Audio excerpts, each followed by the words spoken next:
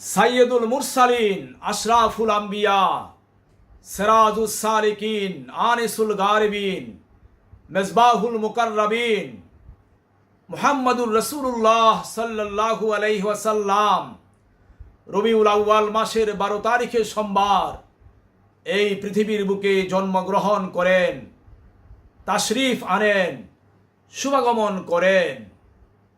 কিন্তু মূলত মহান আল্লাহ রাব্বুল আলামিন সমস্ত মাখলুকাত সৃষ্টির কোটি কোটি বছর আগে আমাদের আদিপিতা হযরত আদম আলাইহিস সালামের সৃষ্টির কোটি কোটি বছর আগে আমাদের প্রিয় নবী হযরত মুহাম্মদ সাল্লাল্লাহু আলাইহি ওয়াসাল্লামের নূর সৃষ্টি করেন, নূর পয়দা করে রাখেন এবং এই নূরের নাম দিয়েছেন মুহাম্মদ।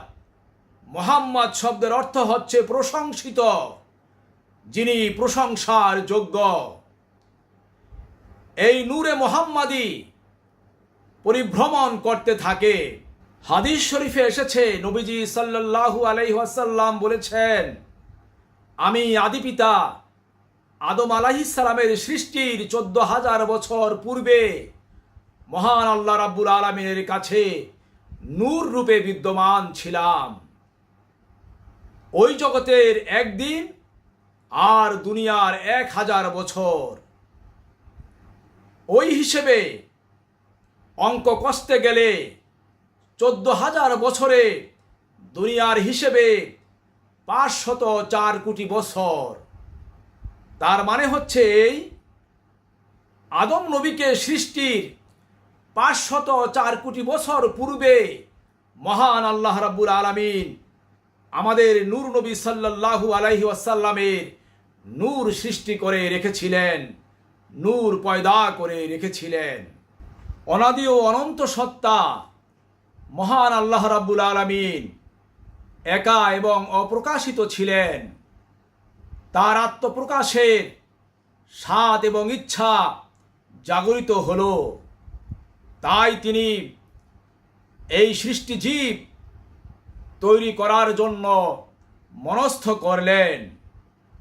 সৃষ্টি জীব সমস্ত মাখলুকাত তৈরি করার আগে নূরে মুহাম্মাদি সৃষ্টি করলেন। নবীজি সাল্লাল্লাহু আলাইহি ওয়াসাল্লামের একনিষ্ঠ খাদেম এবং মদিনার 6 নং সাহাবী হযরত জাবের ইবনে আব্দুল্লাহ রাদিয়াল্লাহু তাআলা আনহু বলেন, একদিন আমি প্রিয় নবী সাল্লাল্লাহু আলাইহি ওয়াসাল্লামকে জিজ্ঞাসা করলাম, ইয়া রাসূলুল্লাহ, আমার পিতামাতা আপনার কদমে উৎসর্গ হোক। মহান আল্লাহ রাব্বুল আলামিন সর্বপ্রথম কোন বস্তু সৃষ্টি করেছেন? এই প্রশ্নের উত্তরে প্রিয় নবী সাল্লাল্লাহু আলাইহি ওয়াসাল্লাম বললেন, হে জাবের, আল্লাহর কসম, আউয়ালু মা খালাকাল্লাহু নূরি, সর্বপ্রথম মহান আল্লাহ রাব্বুল আলামিন আমার নূরকে সৃষ্টি করেছেন।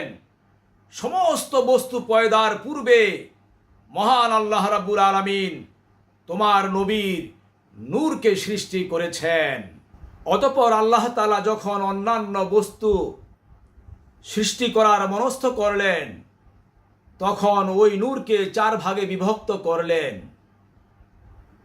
প্রথম ভাগ দ্বারা তৈরি করলেন কলম, দ্বিতীয় ভাগ দ্বারা লাউহে মাহফুজ, তৃতীয় ভাগ দ্বারা আরশ এবং অবশিষ্ট চতুর্থ ভাগকে আবার 4 ভাগে বিভক্ত করে প্রথম অংশ দ্বারা তৈরি করলেন আরশ বহনকারী ফেরেশতা, দ্বিতীয় অংশ দ্বারা তৈরি করলেন কুরসি, তৃতীয় অংশ দ্বারা তৈরি করলেন অন্যান্য ফেরেশতা। এভাবে আবার বাকি অংশকে ভাগ করে পর্যায়ক্রমে সেই নূর দ্বারা মহান আল্লাহ রাব্বুল আলামিন আসমান জমিন সৃষ্টি করলেন। জিন, ফেরেশতা, মানব জাতি, জান্নাত জাহান্নাম এবং মুমিনদের নয়নের নূর, ইমানের নূর, কলবের নূর, এই সমস্ত যাবতীয় সৃষ্টিরাজি তিনি তৈরি করলেন। মাওয়াহিবে লাদুন্নিয়া এবং মুসান্নাফ আব্দুর রাজ্জাকে এই হাদিস বিশদভাবে বর্ণনা করা হয়েছে।